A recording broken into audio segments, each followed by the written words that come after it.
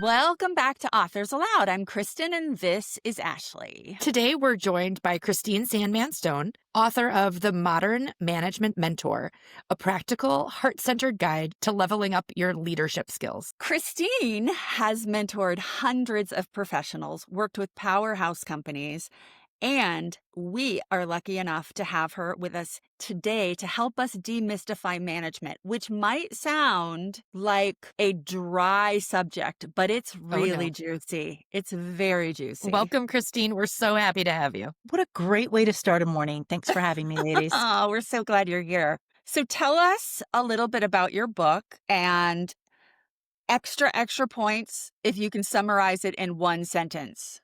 We won't hold you to that. We're starting strong. I love this.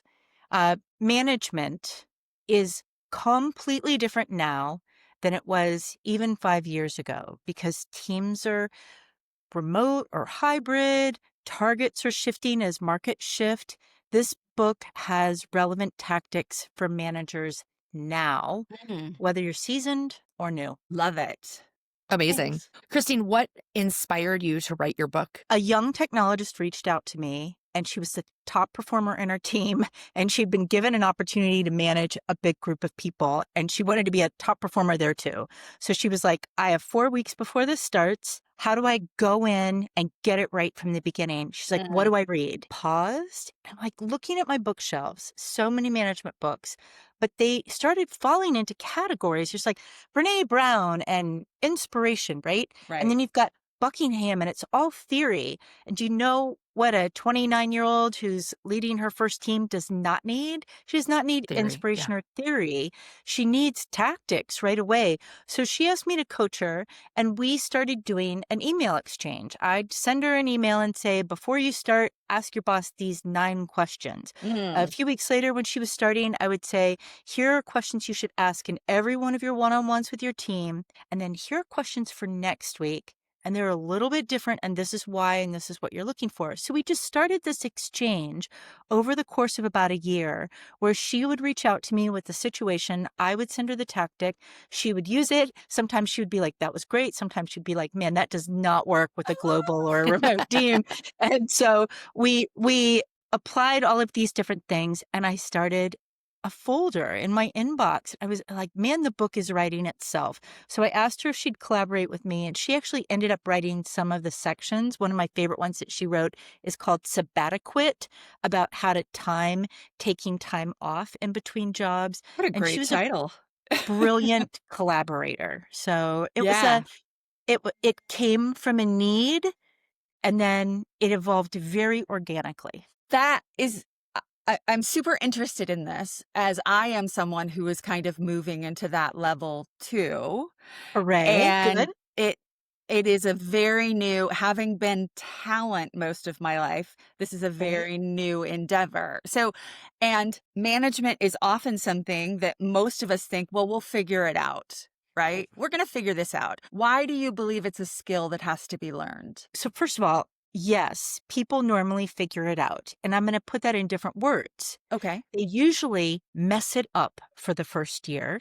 Okay. And then do it differently their second year. So that's what figure out really looks like. And if you think about it as a leader inside of a company, can you really afford to have a team not be at their best for a whole year while somebody figures out how to be a leader for them? And I'd argue there's a huge amount of profit opportunity there to have managers start well.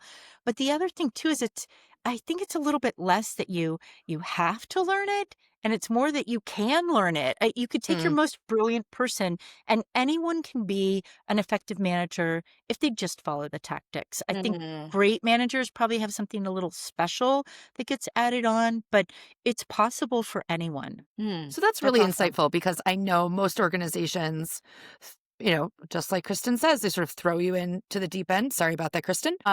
And you're learning from people who were also thrown in on the deep end and had to, I've been in situations where the person who's supposed to be training me to be a manager is also trying to figure out how to be a manager, and no one, everyone is lost. But it's to your point, it's such an important skill. And it is. And the people who work for us deserve to be mentored in this way. Well, actually, it's interesting because what I was going to say, Ashley, is that I am lucky enough to have two people that have been Ashley and Sarah, the CEO now of my VA, so helpful in this and really guiding me. And I wanted to sneak in here. Is that usual that people have someone to guide them, or are they kind of on No, their own? no, Okay. Okay. no. Yeah. That's funny. Absolutely not. There's a good friend of mine leads a global team for Morningstar. And when she read the book, she said that she had all these moments where she was like, oh my gosh, of course I do that. But she just does it so naturally as an exceptional leader that she doesn't even think about teaching Right. her younger managers to do it because she's been doing it Mm. for so long. So I would say even great managers aren't necessarily good teachers Hmm. Yeah.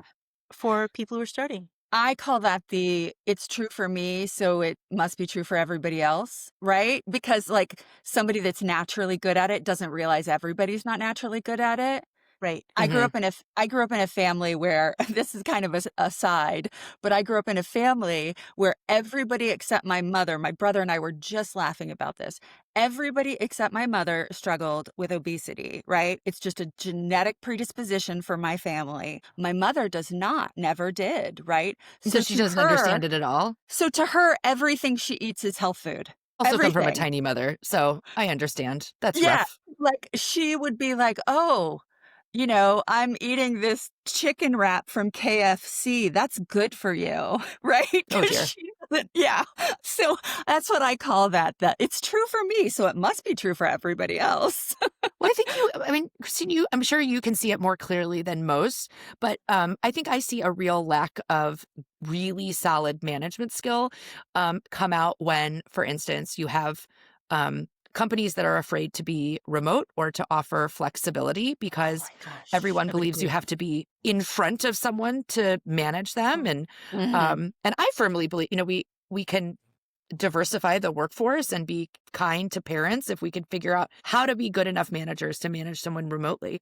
I would argue that forced return to office is the laziest Mm, leadership I've ever seen. That usually indicates to me that leaders or managers inside of an organization are poorly organized. They're Mm. used to not really having a plan. And then that way, if they just drop in somebody's office and say, hey, can you cover this?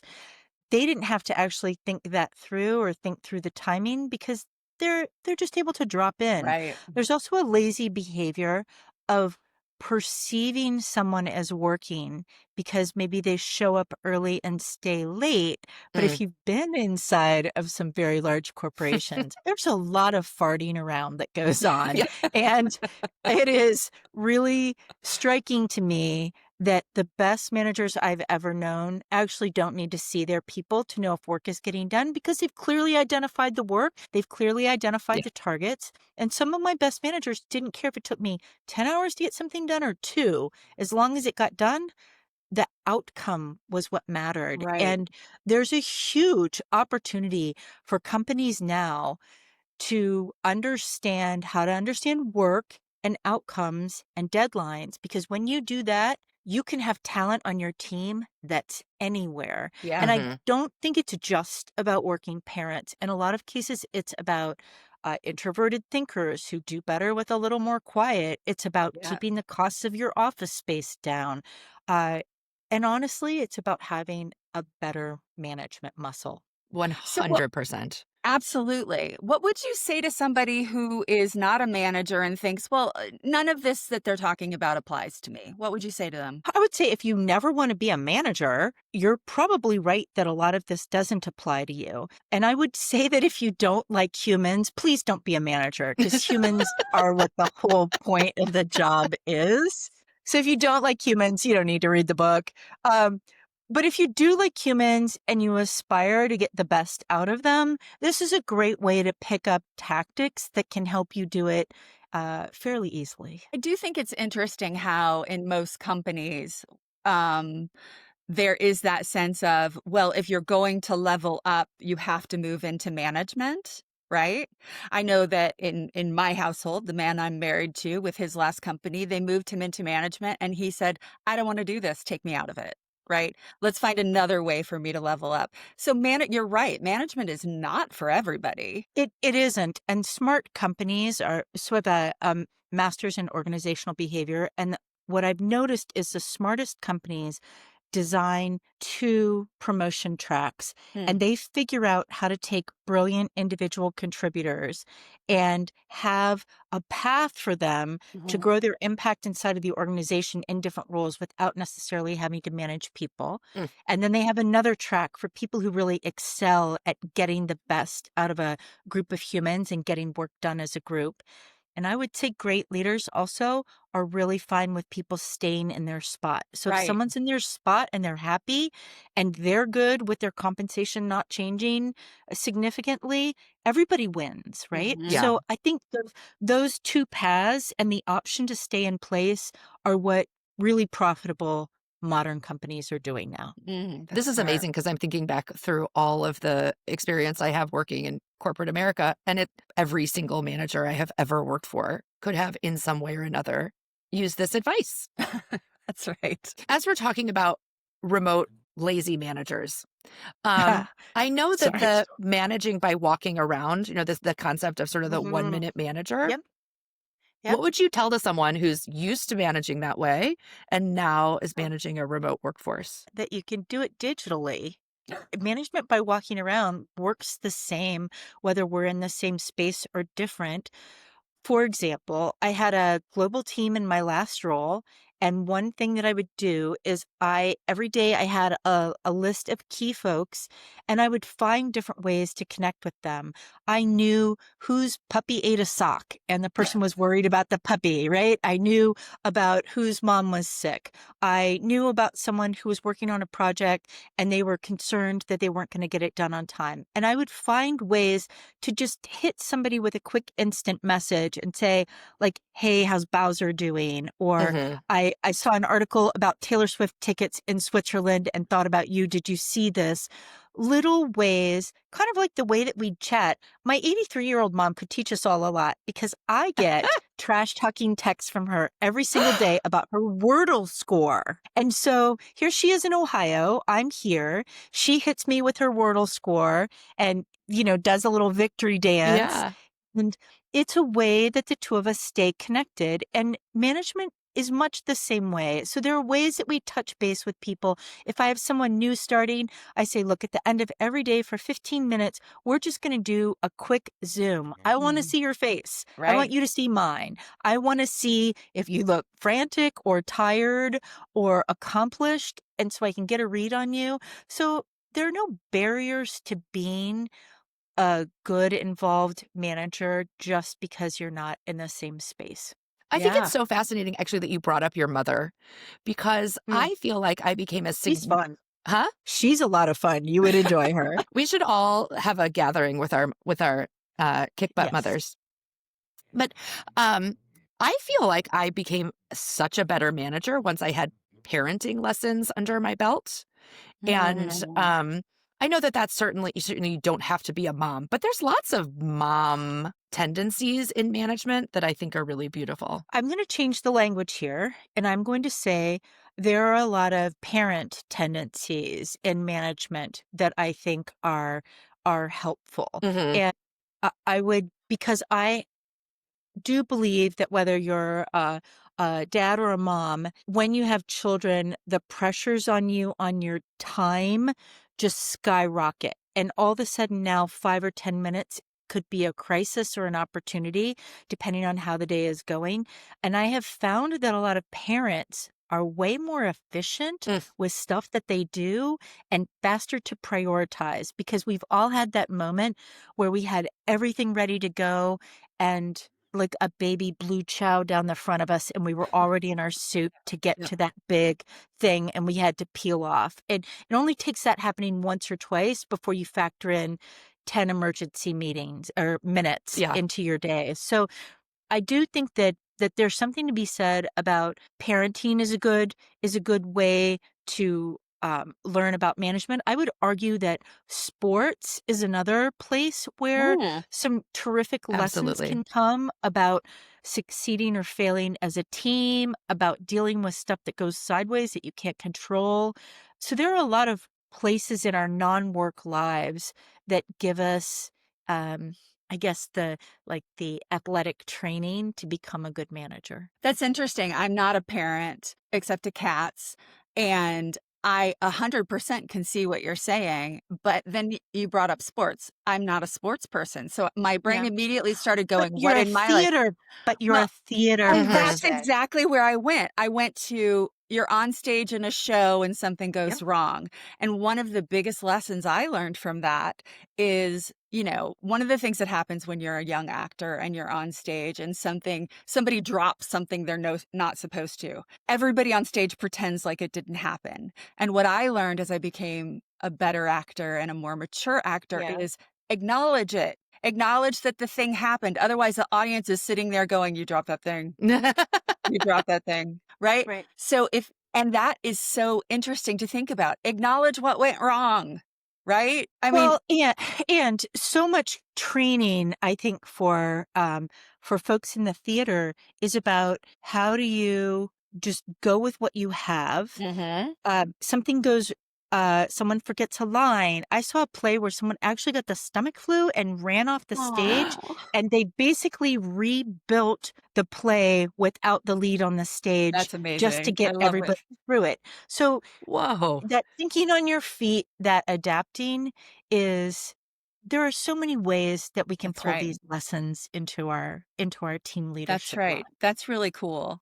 I want to know a little bit about your journey when you were writing this book. Is there anything that you discovered about yourself that you weren't expecting? No, because I like that answer. because I went into it with an experimentation mindset. Okay. So as I was sharing tactics, I was saying, this has worked for me. This is why. Let me know how it works for you. So my collaborator was the first person to give me feedback about where things worked or didn't. So she was leading a technology team in the Midwest. So doing the work that I do in tech, you learn just because one test goes well doesn't mean diddly about whether something's going to work or not. So then I sent the content to a manager in the Bay Area, different vibes than the Midwest, 2 managers in Europe, and 2 managers in India. And all 5 of them used it for a number of months and then came back to me with feedback about what worked and didn't work for them. And so I never walked into this thinking, I have the perfect advice to give. I walked into this knowing I have things that have worked for me, but let's check their relevance in a deeply hybrid and a global setting and see if they still work. And there were significant changes that came out of their practical use of the book. And my first book I look at now and I am like, ugh, I wish I would have done that differently. I would have changed something. This book has won 3 awards. It's 2 years old as of next week. And I wouldn't change a thing about it yet. That's outstanding. Which I think is both because it's the second book and both because I went into it with this, test it out and make sure it works I before it love hits. that. Nothing turns me off from a book more than here I am and I have all the answers. Oh, Nothing. golly, yes. Nothing. I hate those books that are like, I've been married for 5 years and now I know the secret. I'm like, no, you don't know Nope, anything. you have no idea. You don't know anything. So I love that about you. I love that you said, Thanks. this is what I think I know, right? And this is what I believe is true. Let's see. And we talked about this at the beginning. Things are completely different now, right? Hybrid was not a norm 5 years ago. Right. Because of the pressures of the pandemic, businesses that had 5-year strategies threw the 5-year strategy out the window and had to figure out how to survive through the pandemic. Even now, we see remnants and critical new approaches to strategy and measurement of business success that people weren't using 5 years ago. So it's a different time to be a manager. And if we as leaders don't have humility to say, here is something that worked for me in the past. Try it out and let me know. If it doesn't work, we'll adjust it. Mm-hmm. We're not going to do well for the next 5 years, because I would argue that the rate of change for the next 5 years is going to be really close to what the rate of change was for these past 5. That's quite that's quite a prediction. Well, think about what AI is doing to disrupt. Right. Let's take a simple example. Large consulting firms have cut their out of university hires by 40%. Wow. Those young, brilliant people used to do things like build PowerPoint decks and do analysis for very large clients, and that was how they learned the business. So now what these organizations have done is they've started using AI tools to build these things, but in doing so, they have completely, they've lowered their payroll requirements for smart youngsters, but they've also cut their talent pipelines. So what is this going to look like when they don't have this admin type work that used to be how they really trained people on understanding industries or understanding client work? Now they don't have that anymore. How are they going to ramp up the bright young people that they do hire into work so they learn? So a lot of our models of work will change in the next 5 years. That's my prediction. Well, your book includes more than 50 tools. Which ones do you think are the most game-changing for, let's say, a brand new manager? For a brand new manager, I love the checklist before you start the job. There's a reason that you got this job. Either the person who had it before you messed up and they got the hook, or this is a new team, or the team is struggling, or the person who had it before you was a genius and they've moved on. But when you understand that context, like why me, why now, why this group, what's going on inside of the company, and what does my team have to do with it? When you can figure that out before you start with critical context. Like they might tell you, you're coming into a team that's underperforming and you're probably going to have to move some people out. They might tell you you're coming into a team that's top performing. Their manager just got promoted to this great new role. Like, please don't mess anything up. Your orientation toward work is very different in those two cases. So I love that checklist about understanding the team and goals. And what's interesting is if you're an experienced manager and you're coming into a team, I would say my favorite tool in the book is actually how you approach one-on-ones, because you can use that as a very quick way. I think a lot of experienced managers have backed off the discipline of a weekly one-on-one, and taking over a new team, it's a great discipline to bring up because it helps you very quickly figure out who on your team can predict their work outcomes and who's struggling. So those are my two favorite tools. Those are great tools. Actually, on the virtual assistant side, we nearly insist that our clients meet with their VA once a week. Getting out of that, we just know, is the indicator of a coming disaster. Yes. And I love my VA and I love our weekly chats. I'm so glad. So with that manager is a new manager in this position. They've moved into this position. What are the first few questions they should be asking, both of their boss and their relation in their team, in order to build credibility? Like, what are the questions they should be asking? I honestly think that two great questions to start with is, if you were me, what would you try to change? And also, if you were me, what would you not touch because it's going really well? I like those. Ooh, I love those. Yeah. I like those a lot. They're good, aren't they? Yeah. I'm so fascinated because you also cover things like holiday parties. Yes. And actually, I have some thoughts on holiday parties and how that tends to be shadow work that, like the office woman picks up. Why did these matter enough to make it into your management book? Gosh, you just brought up two completely different subjects. So I want to hit one of them first. Managing a holiday running a holiday party is non-promotable work. It will never get you a raise, a bonus, a promotion. It won't. Everybody is glad you did it and it helps the company, but it won't get you promoted. Other things that don't get you promoted: polishing other people's decks, giving people advice on a project that's not your own, writing a deck for somebody that you will not present, but they will present. You will get no credit for those things, and you will not get promoted because your work is invisible to others. So I'm a big fan of non-promotable work being at the bottom, especially of a new leader's responsibilities, and especially for women. And as a leader myself, I try to take, if work like that has to get done, I try to put it on a rotating basis and fully consider who I'm giving it to, because maybe it has to get done, but it's not going to help people's careers. So that's your first observation about that. But I want to talk about holiday parties and managers. It's different. You have to be sober. If you're normally, a martini person, you're not that night because you're watching out for your team. There's an acronym from one of my old jobs. It's CLM, and that's short for career limiting move. And you need to make sure that none of your people make a career limiting move in front of the CEO at the party. You need to make sure that if somebody's drinking, that they get home safely. You need to make certain that as you greet each person on your team, you say something about how great they are, not to them, but to the person they brought with them. And you say, like, okay, Ashley, what's your partner's name? Sean. I would say, Sean, I just want to let you know how grateful I am that you share Ashley with me.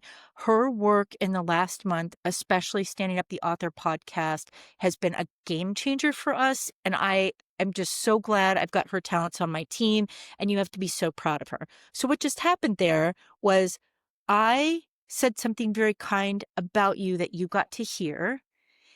And he understands that maybe some late hours you've done or some stress that you've navigated through that he's probably had to deal with. I appreciate. But to do that properly, I have to sit down the day before and think about all the people on my team and what's something thoughtful and specific that I can say about them. That's I so also have interesting. trained my person to stick his hand out and say, "Hi, I'm Jim," to every single person we walk up to, because people look different at holiday parties. Like, if you know me, because my hair is always a particular way, but for the holiday party, I get really gussied up. Or maybe you took over a team like just a month ago and you're still like, getting to know everybody's names.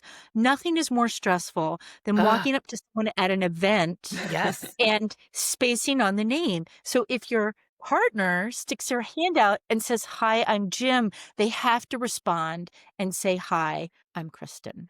So Hi, that I'm is Ashley." really, really insightful. I say all the time that my actual hell on earth is a networking event with no name tags. Horrible at names. I'm really horrible. I always have been my whole life. I have spent a lot of my time doing the, "Hi, this is Brad," and hoping they'll say, "I'm blah, blah, blah," right? Because I cannot, my husband's great at remembering names. I am terrible, and I always have been. I remember faces, Yeah, but this is a simple like, it's a It's a tactic, great right? idea. Right. And think about how this changes how successfully you're going to show up to your next holiday party knowing this, right? Otherwise, what would have happened is you would have gone to your first holiday party, made some mistakes, and then said, "I'm going to have to do the next one differently," and waited a year till you can get it right.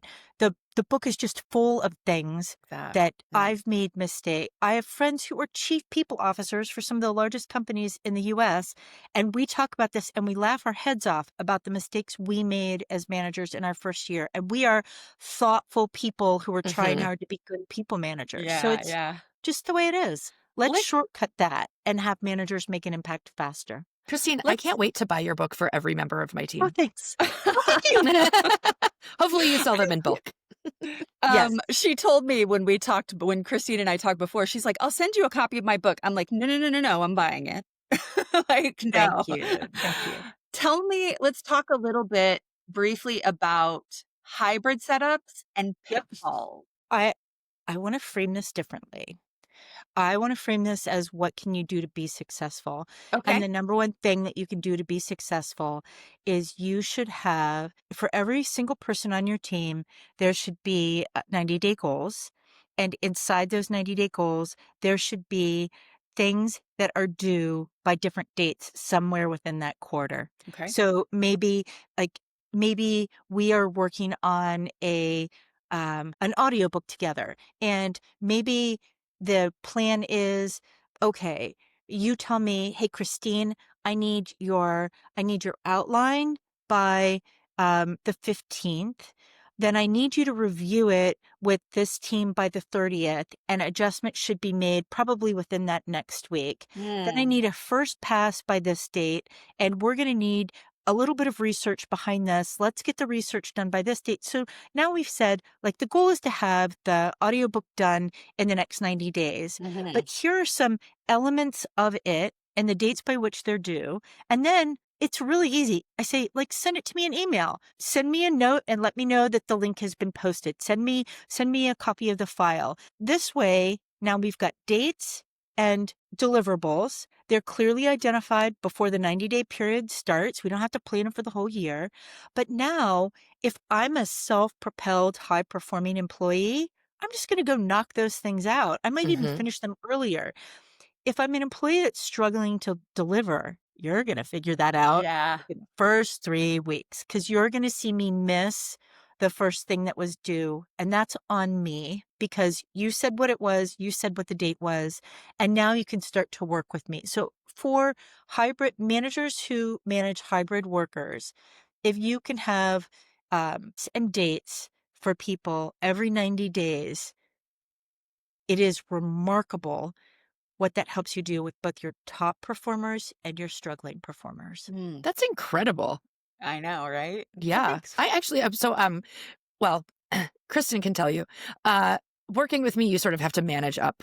And I have always loved, even when the people who are reporting to me tell me, hey, I need this from you. And in order for me to meet my deadline, right, this is a challenge that virtual assistants have all the time. You have to get me all the stuff so that I can get this to you by Friday. Right. And sometimes that is a little challenging, but I do find it very, very comforting. Well, in that case, like, since maybe you as a leader maybe that's not your natural gift, is to map out a 90-day thing with elements, you could flip the model a little bit and you could say, Kristin, I need from you before the next quarter starts, I need you to give me a draft of what components you're going to have by which dates for the next quarter. And then the two of you can refine it. So that's another way to keep using the model, even if you're, if that's your vibe. I like it. Love it.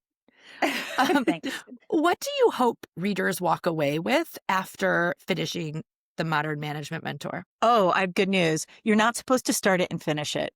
You're just supposed to pick it up when you have a problem. There's actually a tools index in the back, and it lists things like holiday parties, performance problem, whatever. I don't want you to read it beginning to end. I just want you to go to what you need. And look at Kristin and I, who pick our fast. jaws up off the floor. What? Yeah. We're not expected to finish it? No. Get what you need. Hop around. The point, like, think about how most of us live our lives now. We move from urgent thing to urgent thing, right? And if a book is built such that you're not going to understand something that's 2/3 of the way in unless you've read everything in front of it, I've just put a barrier up to you actually being able to use that thing. And that the goal is no barriers. Like, how do you just get to what you need? So the explanation is brief, the tool is there, and you go.